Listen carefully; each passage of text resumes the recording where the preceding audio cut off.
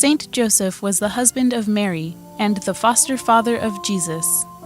Joseph is the patron saint of the dying, the universal church, families, and working people in general. His feast day is celebrated on March 19th.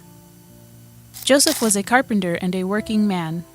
He wasn't rich, for when he took Jesus to the temple to be circumcised and Mary to be purified, he offered the sacrifice of 2 turtle doves, or a pair of pigeons, allowed only for those who could not afford a lamb.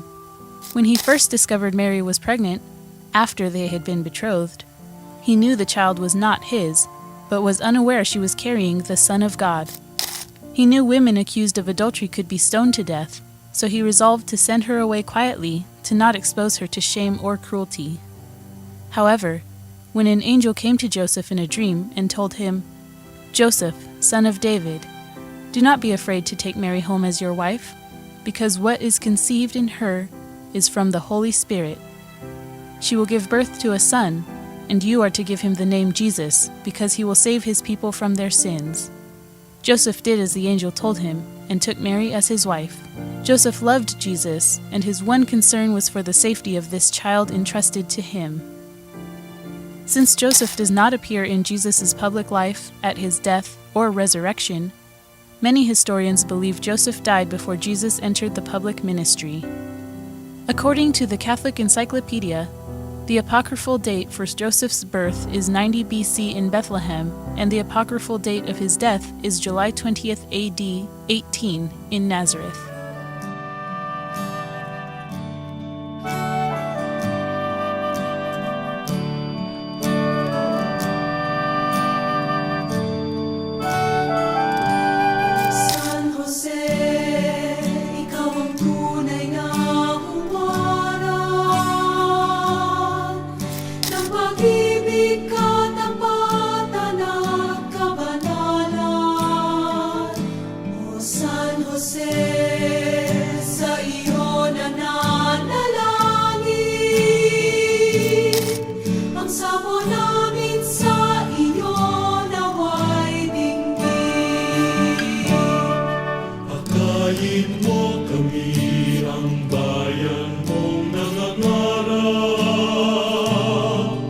Gabayan mo po ang aming pagsisikap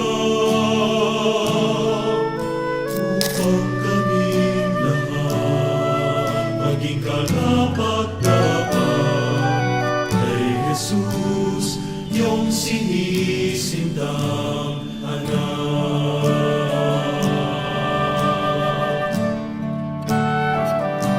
O San Jose,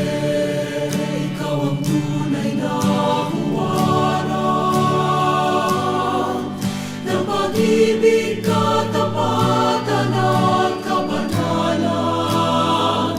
O San Jose, sa iyo nananalangin, ang samo namin sa iyo naway dinggin.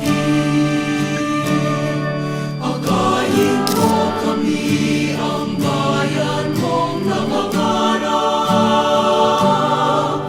gabayan mo po ang aming pagsisikap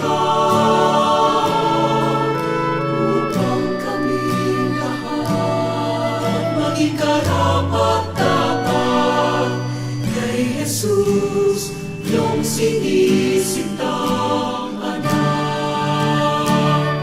Pagkain mo kami ang bayan mong nangangarap, gabayan mo po ang aming pagsisikap upang kaming lahat maging karapat-dapat kay Jesus, iyong sinisintang anak. Kay Jesus, iyong sinisintang anak.